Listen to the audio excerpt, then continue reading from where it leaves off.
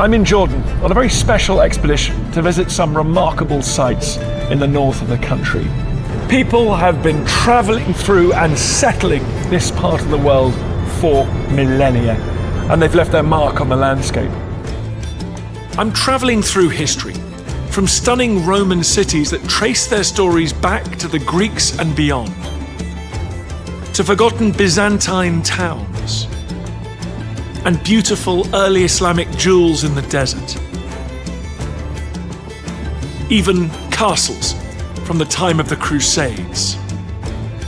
And I'll be seeing how modern day conservation is keeping these sites alive. This is a country where history is carved in stone.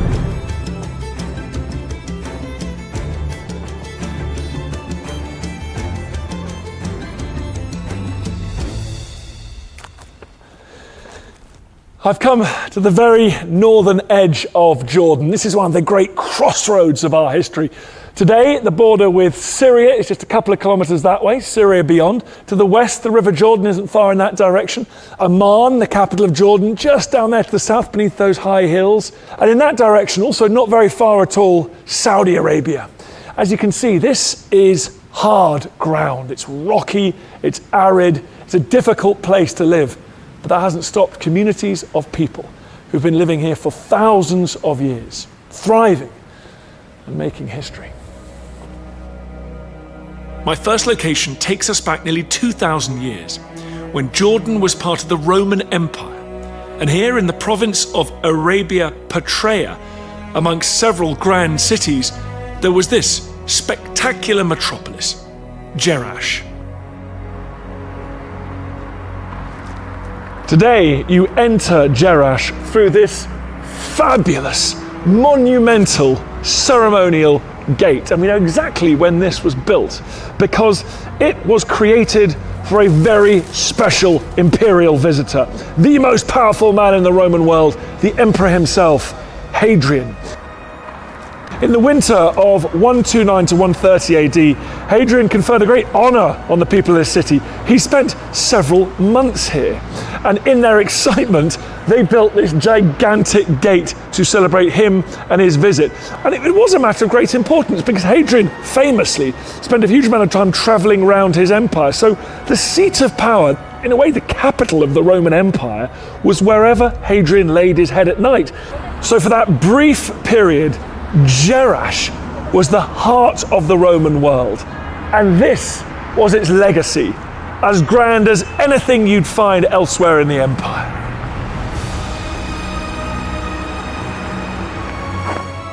Emperor Hadrian is known in Britain for building a wall defining the northern edge of the empire, but he was a dynamic leader who travelled right across his huge empire. Gerash sat well within the eastern border, connected to the great road that Hadrian's predecessor Trajan had built. It linked Bostra to the north with the Red Sea to the south. It was the perfect location for a great trading city. It's a city of grand statements and grand designs. Nothing is half-hearted. Even this extraordinary main road that runs north-south, linking the main ceremonial, entertainment and trading sites. This thoroughfare, this main road, is an act of brilliance, really, because they've turned a passage, a means of communication, through monumental planning and architecture into a spectacular feature in its own right. It was just a road, a route. Now it's a thing of beauty. This road links all the important buildings, the grand religious and political edifices, shops, houses, and it gives it a cohesion running right through the heart of the city. For that reason, it's known as the Cardo. This is truly the heart of Gerash. That magnificent main street leads here into the Forum.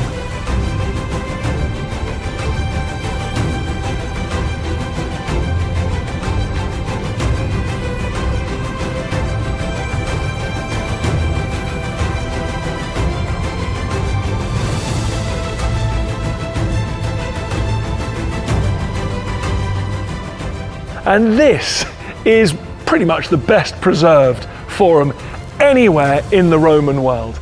It is spectacular. You get such an amazing sense of what this space must have been at the height of Gerash's wealth and influence in that 2nd century AD.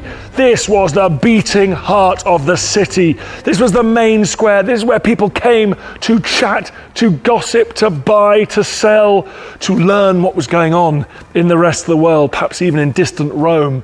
This is also where traders would have arrived, great caravans of camels and horses bearing the produce of the Middle East, of Central Asia, of the Far East. They would have unloaded spice here, they'd have unloaded silk, and there'd have been stalls between these pillars where the citizens could have bought all these unimaginable luxuries and delicacies. Gerash must have been colourful, it was cosmopolitan, it was extraordinary. But Gerash wasn't founded by the Romans. Originally, it was expanded by the Greeks as part of a group of 10 key colonial cities in the region. They were known as the Decapolis. In Roman times, you'd have heard many languages here in the forum, but the predominant one would have been Greek. I'm meeting someone who has worked in Gerash for many years, Zeher Al-Zubi. This is the most complete Roman forum in the world. Everything is original over here. We still have the original floor and the original pillars. Big stones down here are Roman. The small ones over there in the middle are Greek. Founded by the Greek in 330 BC.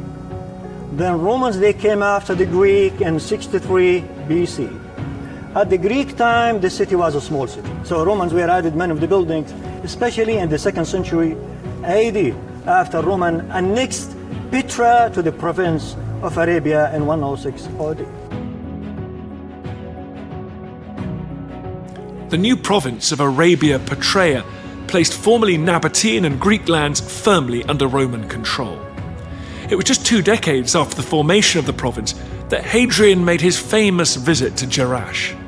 That was the sort of the golden age of Gerash, the second century AD. Golden age, 2nd century AD. That's the golden age, because Romans were so rich people. With Hadrian and Antoninus Pius, Marcus Aurelius, those emperors. That's right. Hadrian, especially after the visiting of Emperor Hadrian to the city, were enlarged the main road down there, and they added many of the new buildings to the city.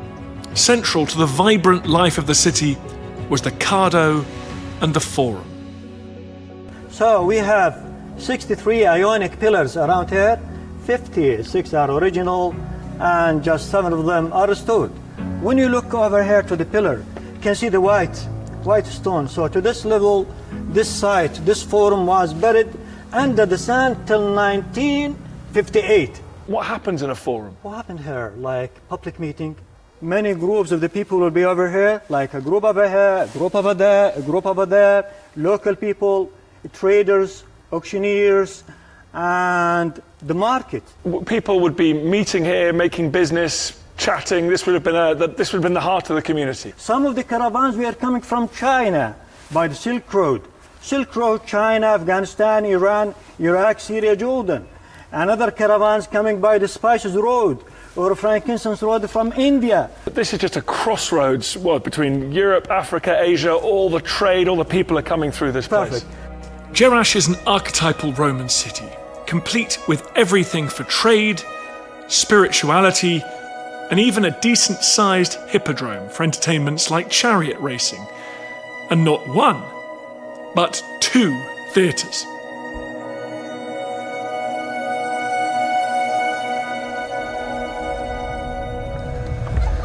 I'm just taking my seat alongside my fellow citizens. You get 3,000 or 4,000 of them in here, in this magnificent theatre. Now, every Roman provincial city with ambitions, with aspirations, wanting to be thought of alongside the great cities of empire, needed to have a magnificent theatre in it. These theatres are where the cultural life, the identity of the city is forged. There were dramatic, poetic, even sporting performances here. This was the heart of the cultural life of the city, but even more importantly, this was all about status. If you want to be considered a great city within the Roman world, you had to have a magnificent theatre.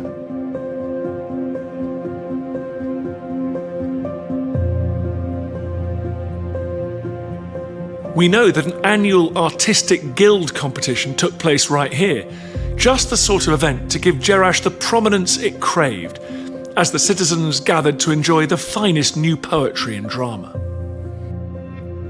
This was a place where people could emphasise their Romanitas, their citizenship of something much larger than just this little city. And it was a place where foreign dignitaries and politicians would come from the far stretches of the empire.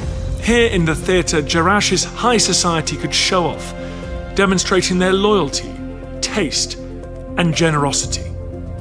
Just like today, wealthy citizens were tempted into donating to the theatre with the promise of their name etched in stone, there for eternity. This was a man called Titus Flavius. We think he was a senior military man, and he donated 3,000 drachma to this theatre, and that also allowed him to have a block of seats here. No doubt Titus Flavius was a great lover of the arts, but he may have also made a calculation that as the city's artistic reputation improved, it might help his own career or social or political ambitions. It's likely that Titus Flavius didn't live close to his favourite theatre. Gerash was carefully planned on clear imperial lines, largely separating the city into distinct zones. Gerash was a city of two halves, and this is the place where you really get a sense of that. Here is the civic, the religious, the cultural quarter of the city. Grand buildings, monumental boulevards.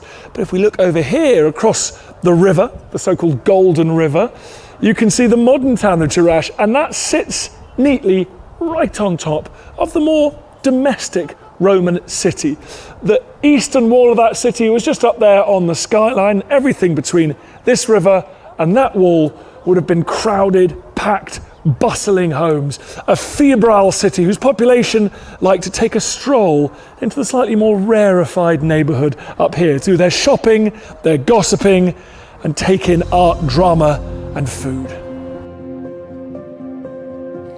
Great temples crowned the skyline on the grander side of the city. This mighty structure, towering over the Cardo, was dedicated to Artemis. Typically, the Roman planners and politicians often respected existing temples. This area to the south of the Forum was dominated by a Greek and Roman deity. So we've come up high above the Forum, one of the great, most famous views in the world. So the Greek temple of Zeus down there. And look, the Romans have put theirs on the hill, so they're trying to make a statement here about... To be higher. This is the Roman temple, the temple of Jupiter. And the temple of Zeus is down there. The same god? The same god and same mythology and same belief. And look at the Roman temple is massive. That Roman, they want them to be higher than the other nations. But here you can find the two buildings. And the other ancient sites in the world, just one building. So these temples have been covered in beautiful painted carvings? Yeah, no, not even this temple. Many buildings in the city were covered with marble and a fresco, nice paintings. But despite the spectacular theatres and temples, trade is never far away in Gerash. I've stepped off the Cardo into a very nice little area. It's called the Agora, which is a sort of a Greek, a smaller version of the Forum. And around the edges, there would have been lots of little shops, including a very special one here. This one here we think is a butcher shop because of these very fine carvings here. You can see this is a goat with its little cloven feet, and this is a deer, a stag with a very fine set of antlers. Now, there's one slightly odd sculpture there, and that's of a lion. So are we to believe that this butcher sold lion meat to discerning clients, or was that perhaps just a way of emphasising that he believed he was the apex predator in the butcher game? Either way, this is the poshest butcher I've ever seen. Whether it was a butcher's shop or a public building, in Gerash every opportunity was taken to present the best face possible. You're walking along the Cardo and you realise that the Romans never missed an opportunity to beautify a pretty normal amenity. In the case of the Cardo, a road made into a glorious feature by its architecture. And in the case of this, a drinking fountain turned into a spectacular work of art. This is an infame.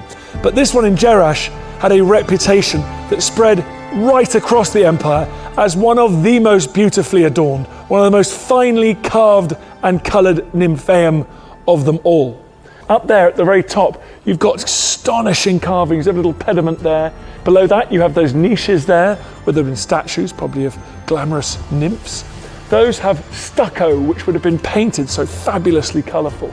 Coming down a level, you have carved heads, which the water spouts through. That water then cascades into this pool, down another level here, through these little drains here, each of them highly carved, and eventually reach the sewage system in the street below. These are the kissing fishes, some of the most famous of all of Gerash's carvings. The water goes down through the drains, which are the eyes of the fish. This didn't just satisfy the daily water needs of the people of Gerash. Yes, it did that, but it also boosted the reputation of the city, placing it among the empire's finest. This wasn't just any old water fountain. This was a Roman water fountain.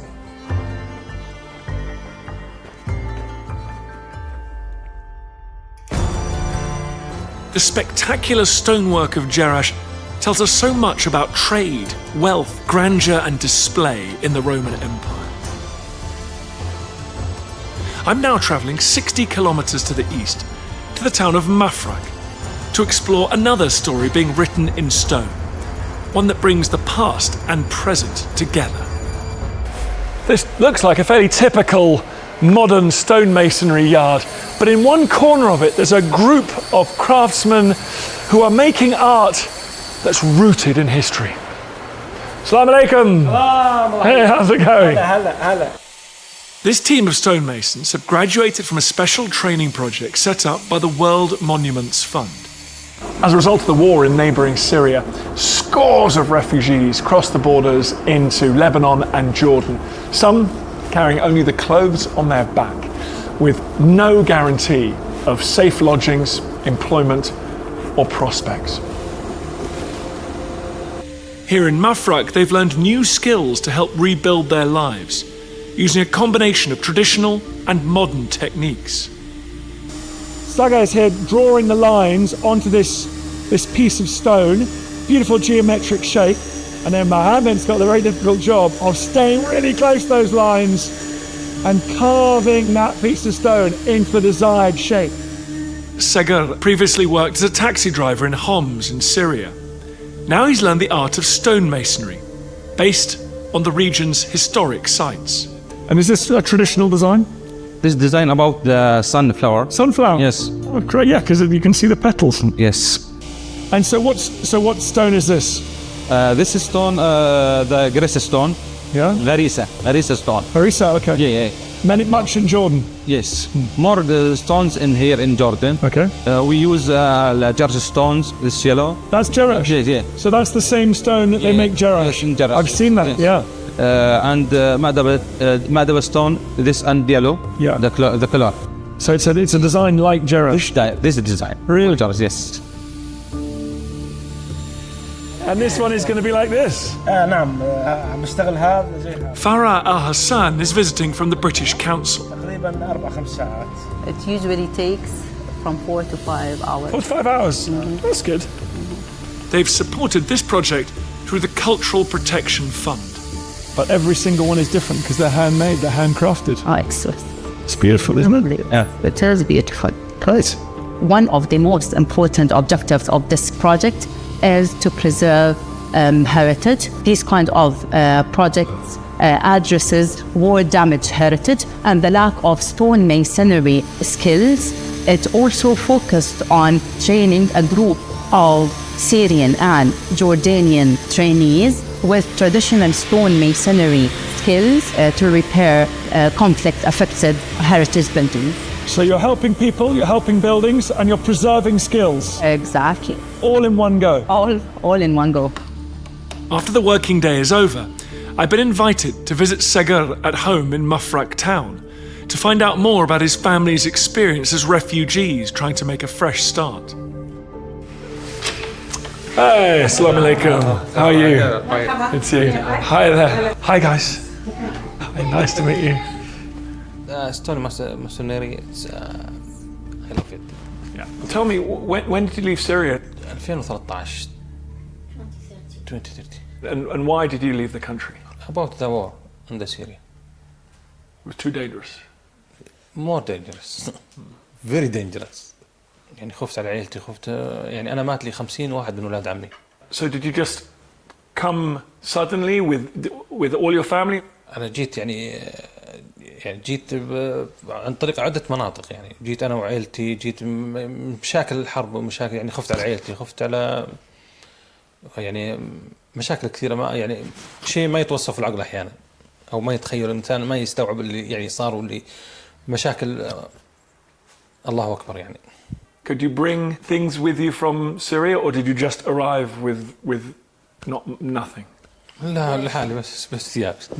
Really? So you'd never done stonemasonry in Syria? No. But I like visit more realms in the Syria. So you like the ruins? Yeah. Palmyra Castle. Yeah. More things I like all visits. Yeah. The old castles. Yeah. There's so much in Syria. And Aleppo Castle. Yes, I visited. Yeah. Yeah. And now you could work fixing them. Yeah. Yes, I like it. Yeah, would that be good? The masons are also studying nearby historic stonework. Today they've come to the ancient town of Umal Jamal. هاي زي ما كنا نحكي لكم هي تاجية العمود، بس هاي مقلوبة على قلب، تمام؟ هاي تركب على زاوية البيت، ما تيجي التاجية اللي بالنص، هاي تيجي على الأطراف. استخدامها عشان تقدر ينحتوا فيه لازم يكون حجر قاسي، ما يكون فيه فراغات، فهم يتفقدوه من كل الجهات، إن هو يتحمل النحت عليه.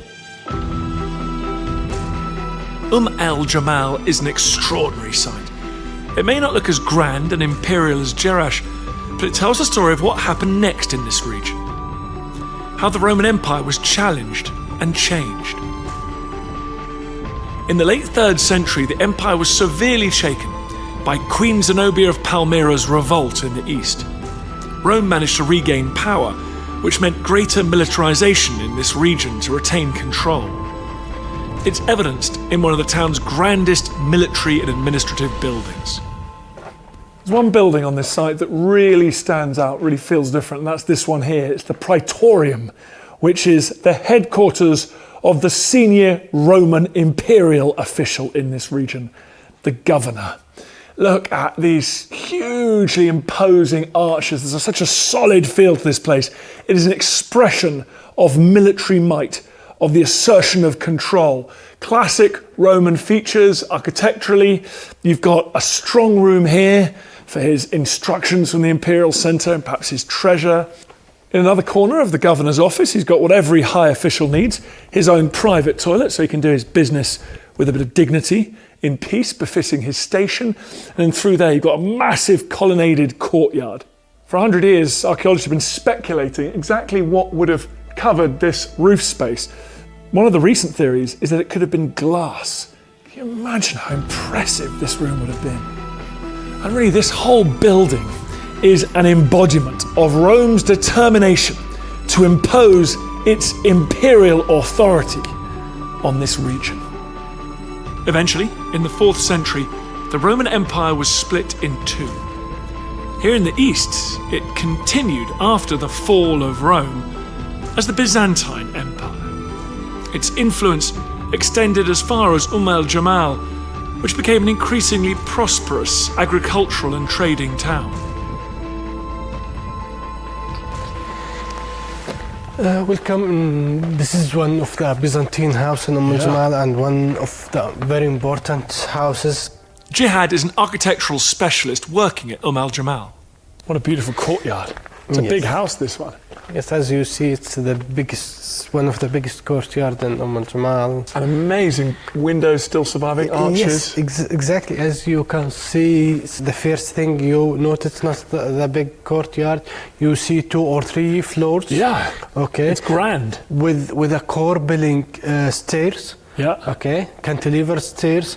You can see them everywhere, in every corner, every part of the houses. Everything built inside this house and also inside the village built from basalt stones. Al Jamal lies in a region called the Haran. The whole area sits on a layer of dark volcanic basalt, brilliant for building. So this is Byzantine period. Yes, this is belong to the Byzantine period. When many of the buildings here that we see today are surviving. Yes, as we know in Umm Jamal, many of what houses we see, all the walls and the doors, it's built during the Byzantine period. All what we see in Umm Jamal or what we see above the ground floor, most of it built during the Byzantine period. So this is a very grand house. Would it have been a rich person or a powerful leader? Yes, what we know through our history, because we are local, we was living here, we think because if you look to the carving, the stones, the house, and we think this is for a sheikh during the Byzantine period or the head of the tribe who was living here. This grand building was carefully designed to work with the particular characteristics of heavy basalt rock, especially in load-bearing features like door lintels. As we see stairs, and here there's... So there's been a walkway up here? Yes, there is a walking here, and there is one step, and you continue moving to the second room. If we look very details in this wall, there is two lintels. The first lintel is the normal continue, and the second lintel, it's part of an arch. Like if you see it's two to three stones, one of them is the key. So there's two lintels, there's this one and then another one here. Yes, this is the first lintel and this is the second lintel, but this one with a key like a small arch, because this is to have more heavy weight in the top, and if there's anything happened, they will have small crack. Okay, so if that second lintel starts cracking, you know you've got some structural problems. You need to leave. You need to leave. You need to leave now. The design of the house was ingenious and also luxurious, with its own bathhouse. This is a very interesting room, this one here. It's right above the private reservoir for the house, so easy access to water. In fact, there's a well just there in the corner. You can imagine buckets full of water coming up there. And it's a place where people could wash. And this room was beautifully designed as well. Probably would have felt like a spa. There's plaster on the walls. You can see remnants of it here. It would have been brightly coloured. But the highlight for me is right over here. This is one of the entrances to this magnificent property, right on the edge of town, looking out over the desert. And if you see trouble coming, which occasionally it did, you could close this enormous stone door, a basalt door. And look, it still works. Still running smoothly. Boom! And a big beam goes across, locking it closed, and no one's getting in there. It is estimated that in the Byzantine period, Umal Jamal had a population of between 6,000 and 8,000 people. Samar has grown up nearby and has studied how people dwelt here 1,500 years ago. Summer, how much do you think we can tell about the people that lived in this community, their lives? Actually, we can see it in the daily life by just walking through the sites. For example, in this house 17, you can see it how those people who using this house for their animals. So also you can see it many different layers or floors is related about how much those people he's growing in the stones. So this is the ground floor, and there would have been animals down here? Yes, you can see it exactly when we see the manger, how those people feed them, their animals. Byzantine-era dwellings here housed the animals on the ground floor, and the humans lived in the upper stories. When they needed more room, they simply expanded upwards. So if you can start count with me, this is the first floor with this door. You can match the second floor by those only two doors, and this building is not finished. You can match with the third floor and it's still not finished. So mostly this corner up to the fourth floor. As families grew, they just added more and more floors. Maybe the families start by fathers and mothers, two people established and starting by the home, and then after they're growing, they have a child, and then those child are growing up, so we need more space. So in this process, they're growing in the town of Umm Jamal. So as they have more people in their family, more children, partners, they just build up. Yes, build up because they're using the basalt stone. The strong, hard-wearing basalt stone of the Haran region enabled towns like Umal Jamal to grow tall, looking totally different to other cities. So if you were traveling through the Levant 1,500 years ago, You would have seen lots of low-level buildings and come here and you'd have been looking up. It would have been extraordinary. Yeah, that's what made Jamal. It's different about when we speak about Haran. For sure, the only material for the building is basalt stone. But if you go through South Jordan or the North Jordan, extremely, you can see the sandstone and the limestone, and then you see different techniques not related about what we see today. It's amazing how the rock beneath our feet determines how we live together. The tightly packed Byzantine civilian town of Umal Jamal did benefit greatly from earlier Roman military engineering, especially when it came to vital resources. To sustain this community of people, keep their animals fed and watered and the crops growing, well, you need a lot of water. And there isn't a huge amount of water to be had in this pretty arid corner of the Arabian desert. Certainly not enough rainfall falls here to support a community of this size. And so the Romans solved that problem in a brilliantly Roman way by doing a lot of civil engineering. They built this massive reservoir with plenty of storage space for water. And to fill it, this was the genius part, they connected it via a series of ditches and wadis to those distant hills right over there, something like 15 kilometers away. And so when the rain fell on that high ground over there, the water would come crashing down, roaring down through these channels and fill this reservoir up. It's about 10 meters deep in the middle. But apparently it just took 1 hour of stormy rainfall in the hills to fill this up. And you only need that to happen about 3 times a year. It's genius. As the day draws to a close, there's one last place I want to visit here. A building that reflects the continuation of the late Roman world and its beliefs. In the West, Roman rule came to an end, and in some of its provinces, like Britain, Christianity itself faced near extinction in the years that followed the collapse of the emperor's rule. Here in the East, though, well, it's a very different story. Jamal here became a flourishing Byzantine settlement. There were 16 Christian churches built here, of which this is one of the largest. Beautiful nave stretching down between these lines of columns, the apse over there with the altar, and here, carved on the wall, a real survivor, a symbol of Christianity, a central cross with 4 little crosses, very particular to this region.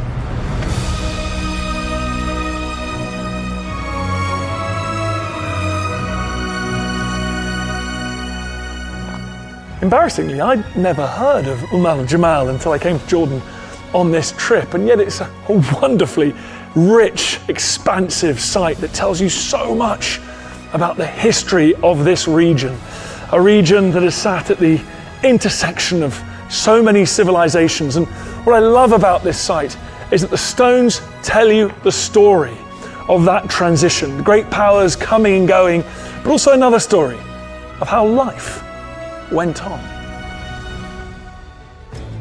In the next part of my road trip through northern Jordan, I head into the desert to see an incredible 1,200-year-old site covered in dazzling artworks from the early Islamic period.